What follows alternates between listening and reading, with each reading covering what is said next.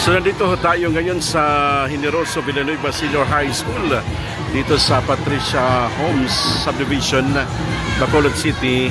Na timing ho ay intramurals po nila ngayon araw hanggang Friday.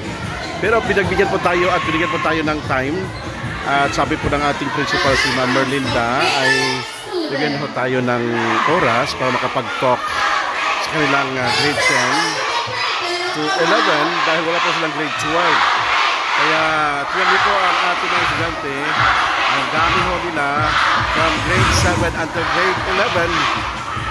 Kaya wala po tayong time na makapag-talk sa kanila ng sinsinan o exclusive dahil next week ay wala po silang pasok, lalo na Monday.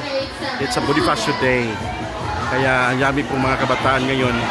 Actually itong school na ito ay maliit lamang, no? Sabi po ni Ma'am ay more than 300 lamang ang kanilang populasyon dito sa may school na ito na Generoso Villanueva National High School. At kung napapansin niyo po ay talagang tuwang-tuwa at color coding po sila sa group po nila from grade 7 until grade 11. So maraming salamat din isang PhD ang principal po dito sa Generoso Villanueva National High School. Thank you so much. Baka sana may makuha tayo dito mga estudyante ng grade 10 at grade 11.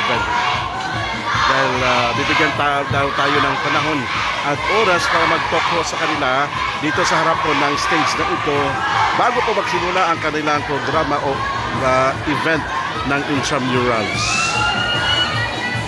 Thank you, Ma'am Principal Merlinda.